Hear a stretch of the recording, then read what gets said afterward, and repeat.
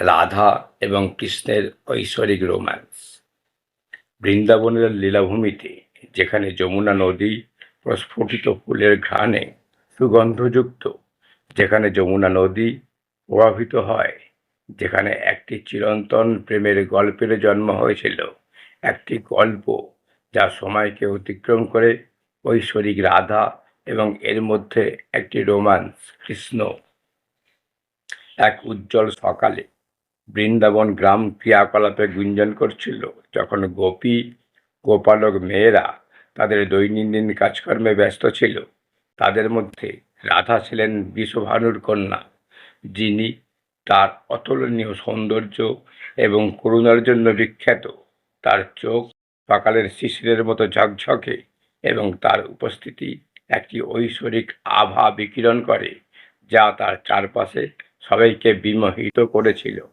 কৃষ্ণ চুলে ময়ূরের পালক এবং চোখে দুষ্ট পলক সহ মোহনীয় গোপালক যমুনার তীরে প্রায়শই বাঁশি বাজাতেন।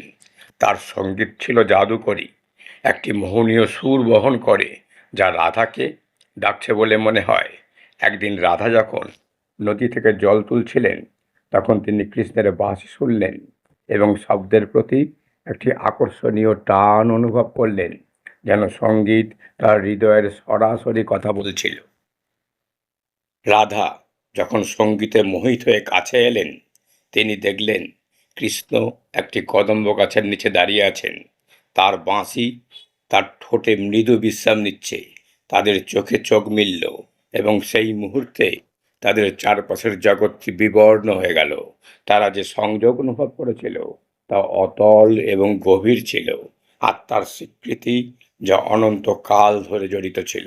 রাধা ও কৃষ্ণের প্রেম বৃন্দাবনের তৃণভূমি ও বনভূমিতে ফুটেছিল। তারা তাদের দিনগুলি চাঁদের আলোতে ভক্তির গান গেয়ে এবং আনন্দ এবং হাসির মুহূর্তগুলি ভাগ করে কাটিয়েছিল।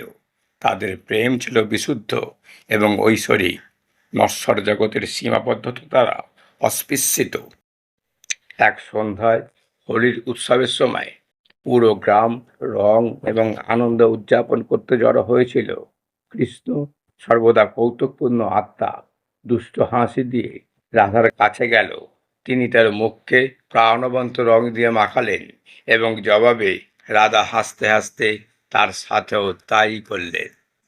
তাদের কৌতুকপূর্ণ আড্ডা এবং তাদের ভাগাভাগি করা আনন্দ বাতাসকে এক জাদুকরী শক্তিতে ভরিয়ে দিয়েছিল, সবাইকে তাদের ঐশ্বরিক খেলায় আকৃষ্ট করেছিল। যাই হোক, সমস্ত গভীর প্রেমের গল্পের মতো তাদেরও বিচ্ছেদ দ্বারা পরীক্ষা করা হয়েছিল।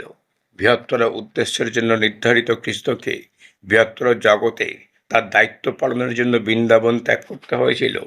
যেদিন তিনি চলে গেলেন, সেদিন মনটা বেদনা আর কান্নায় ভরা ছিল। রাধা নদীর ধারে দাঁড়িয়ে তাকে দূরে অদৃশ্য হয়ে যেতে দেখেছিল। তার হৃদয় আকাঙ্ক্ষায় ভারাক্রান্ত।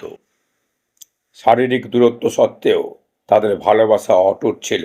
কৃষ্ণের প্রতি রাধার ভক্তি দিন দিন গভীর হতে থাকে। সে প্রায়ই তার চোখ বন্ধ করে তার উপস্থিতি অনুভব করত। তার সঙ্গীত তার হৃদয়ের প্রতিধ্বনিত হয়। তাদের প্রেম স্থান এবং সময়ের সীমানা অতিক্রম করেছে। এমন এক রাজ্য বিদ্যমান যেখানে বিচ্ছেদ ছিল কেবল একটি মায়া।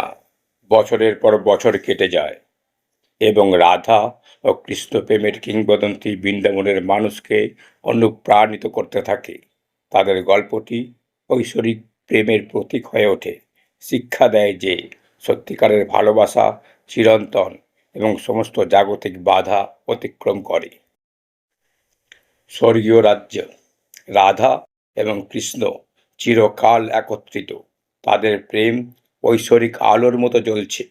কথিত আছে যে শারদ পূর্ণিমার শুভ রাত্রিগুলিতে, যখন চাঁদ পূর্ণ হয় এবং রাত্রি তার রূপালী আভায় স্নান করে, রাধা এবং কৃষ্ণ পার্থিব সমতলে অবতরণ করেন, প্রেম ও ভক্তির এক দিব্য নৃত্য রাসলীলা করতে। তাদের চিরন্তন বন্ধনে বিশ্ব। তাদের গল্প শুধুমাত্র রোমান্টিক প্রেমের গল্প নয়, বরং একটি গভীর আধ্যাত্মিক যাত্রা। এটি শেখায় যে সত্যিকারের ভালোবাসা নিঃস্বার্থ এবং বিশুদ্ধ। নিজের মধ্যে ঐশ্বরিক উপলব্ধি করার একটি পথ। রাধার অটল ভক্তি এবং কৃষ্ণের কৌতুকপূর্ণ কিন্তু গভীর প্রেম একটি অনুস্মারক হিসাবে কাজ করে, যে ঐশ্বরিক হৃদয়ের গভীরে পাওয়া যায়, যেখানে প্রেম এবং ভক্তি বাস করে। এবং তাই রাধা এবং কৃষ্ণের প্রেমের গল্প অনুপ্রাণিত এবং মন্ত্রমুগ্ধ করে চলেছে। ঐশ্বরিক রোমান্সের একটি নিরন্তর কাহিনী, যা যুগে যুগে প্রতিধ্বনিত হয়, আমাদেরকে প্রেমের নিরন্তর সত্য এবং ঐশ্বরিকতার কথা মনে করিয়ে দেয়। সর্বশেষে একটি কথা বলবো, যদি চ্যানেলটি এখনো সাবস্ক্রাইব না করে থাকেন, তাহলে কৃপা করে চ্যানেলটি সাবস্ক্রাইব করুন এরকম ভিডিও আরও পেতে। জয় শ্রীকৃষ্ণ, জয় শ্রী রাধা।